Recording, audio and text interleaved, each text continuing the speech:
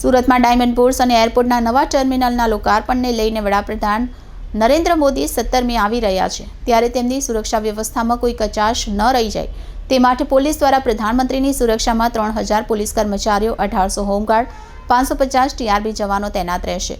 પ્રધાનમંત્રીના સુરત આગમનને લઈ શહેરમાં પોલીસનો લોખંડી બંદોબસ્ત ગોઠવવામાં આવ્યો છે। પ્રધાનમંત્રીના સમગ્ર કાર્યક્રમ વિસ્તારમાં શહેર પોલીસ દ્વારા નો ડ્રોન ફ્લાય ઝોન જાહેર કરાયો છે। એરપોર્ટ જતા પેસેન્જરો અને જીવન જરૂરિયાતના વાહનો માટે સુચારુ ટ્રાફિક સંચાલન રહેશે।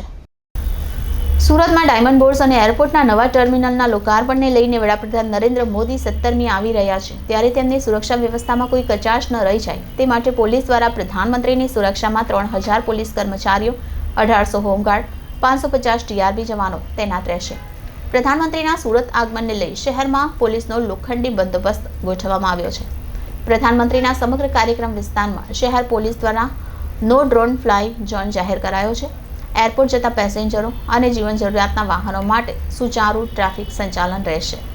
શહેર પોલીસ દ્વારા 2 રૂટ ડાયવર્ઝન જાહેર કરવામાં આવ્યા છે। ઓવરબ્રિજ સર્કલ 4 રસ્તાથી સચિન જેડીસી ગેટ નંબર 1 સુધી આવતા જતા વાહનો પર પ્રતિબંધ મુકાયો છે। ડુમસ કુવાડવા 3 રસ્તાથી એસકે 4 રસ્તા સુધી આવતા જતા બંને રૂટ પર ભારે વાહનની અવરજવર અને પાર્કિંગ પર પ્રતિબંધ મુકાયો છે। સવારે 8 કલાકથી કાર્યક્રમ પૂર્ણ ન થાય ત્યાં સુધી શહેર પોલીસે પ્રતિબંધ ફરમાવ્યો છે।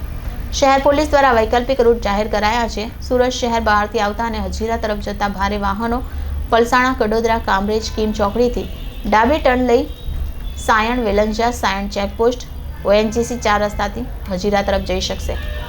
પલસાણા સચિન તરફથી આવતા ભારે વાહનો સચિન સાતવલ્લા બ્રિજ નીચેથી સચિન જેડીસી ગેટ સામે 4 રસ્તાથી જમણી બાજુ ટર્ન લઈ ઉધના દરવાજા જઈ શકશે।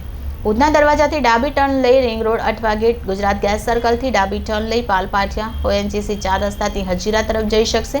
હજીરા તરફથી સુરત શહેર બહાર જતા ભારે વાહન ઓએનજીસી 4 રસ્તા બ્રિજ નીચેથી ડાબી ટર્ન લઈ સાયણ ચેકપોસ્ટ, વેલંજા, સાયણ કીમ ચોકડીથી પલસાણા તરફ જઈ શકશે। પ્રધાનમંત્રીના સુરત આગમનને લઈ શહેર પોલીસ દ્વારા અસામાજિક તત્વો ઉપર ચાંપતી નજર રાખવામાં આવશે।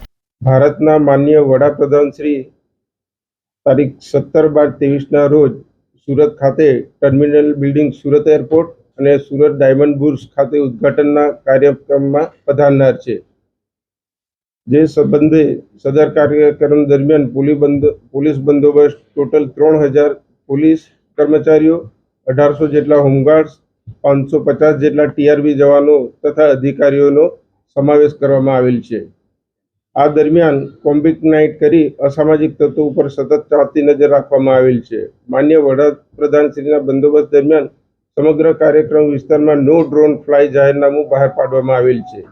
એરપોર્ટ જનાર પેસેન્જર તેમજ જીવન જરૂરિયાતના વાહનોને અગવડતા ના પડે તે સારું ટ્રાફિક શાખા દ્વારા સુચારુ સંકલન કરવામાં આવેલ છે। જાહેર જનતાના પોતાની રોજિંદી કાર્યક્રમ તથા કામકાજમાં અવરોધ ના થાય તે સારું અગાઉથી જ રૂટ ડાયવર્ઝનનું ટ્રાફિક શાખા દ્વારા જાહેરનામું બહાર પાડવામાં આવેલ છે।